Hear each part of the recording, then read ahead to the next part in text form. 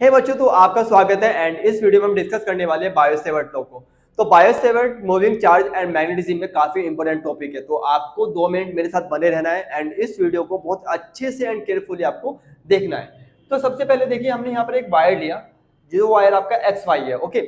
And इस wire की वजह से मुझे इस पॉइंट पे क्या करना है, मैग्नेटिक फील्ड को आप जो प्रोड्यूस हुआ है उसको फाइंड आउट करना है, ओके। तो सबसे पहले बायोसेवर्ट के अकॉर्डिंग क्या करते हैं, हम एक स्मॉल एलिमेंट को ब्रेक करते हैं। तो हमने माने कि इस वायर का एक small element DL, okay. And इस वायर से करंट फ्लो हो रही है, जिसको हम क्या बोलते हैं, आई। तो ये जो आई करंट है कहां से फ्लो होगा, डीएल से फ्लो होगा। ऑफ कोर्स डीएल क्या, एक स्मॉल एलिमेंट, ओके, किसी लेंथ का एक छोटा सा पार्ट। तो अगर हमने आई को मल्टीप्लाई किससे किया, डीएल से, तो उसका नाम देते हैं करंट एलिमेंट, जिसको हम बोलते हैं आईडीएल।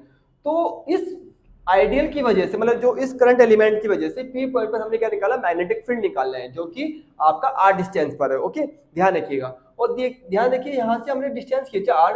मानिए कि इसका जो वेक्टर है, वेक्टर पोजीशन है, वो आर है एंड जो डीएल है, इसके बीच में एक एंगल बनता है थीटा। तो ये बेसिक से आपको ये चीज बहुत अच्छे से समझना है। तो डीएल और आर के बीच में क्या बना, थीटा बना है, एक एंगल बन रहा है, ओके। तो इसका जो मैग्नेटिक फील्ड है वो किन किन चीजों पे डिपेंड करता है। तो सबसे पहले वो डिपेंड करेगा स्मॉल करंट एलिमेंट पर, ओके, आइडियल पर। देन वो डिपेंड करेगा साइन थीटा, जो आपका एंगल बनना है उसकी साइन थीटा पर। देन वो जो डिस्टेंस है पी पॉइंट तक का, उसके इनवर्सली प्रोपोर्शनल होता है आर स्क्वायर, ओके। एंड अगर इन सभी फॉर्मूलाज को हम मिलाएं तो हमारे पास एक फॉर्मूला बनता है, dB proportional I dl sine theta upon r square. अगर इस साइन को हम यहाँ से हटाते हैं तो हमारे पास एक कांस्टेंट आता है, जिसको हम बोलते हैं म्यू नॉट अपॉन 4 पाई। ये म्यू नॉट लाइक कुछ ऐसा है जैसे हमने एप्सिलॉन नॉट को पढ़ा था, ओके। तो mu naught upon 4 pi and I dl sine theta upon r square. तो ये फॉर्मूला किसका था, बायोसेवर्ट का। अगर हम इसको वेक्टर फॉर्म में लिखना है तो वेक्टर फॉर्म में बड़े इजीली लिख सकते हैं, क्योंकि लास्ट ईयर आपका वेक्टर फॉर्म ही पूछा हुआ था बायोसेवर्ट का। तो हमने क्या करा, आर कैप से मल्टीप्लाई किया। तो आर कैप को जब हमने ओपन किया, आर कैप का वैल्यू क्या होता है, आर वेक्टर अपॉन आर का मॉडुलस। तो अगर हमने आर वेक्टर और आर का मॉडुलस यहाँ पे रखा तो हमारे पास फॉर्मूला कुछ इस तरह से बनता है। तो जो आपका डीएल और आर के बीच में क्या बनता था, एंगल बना। तो साइन को अगर हम यहाँ से रिमूव करते तो यहाँ पे क्या आता, क्रॉस प्रोडक्ट आता। क्या आता, क्रॉस प्रोडक्ट।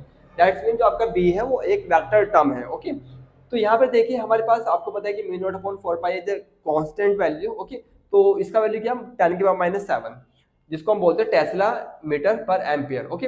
तो इसका मतलब है कि म्यू नॉट का जो यूनिट होगा वो क्या होगा, टेस्ला मीटर पर एम्पियर होगा।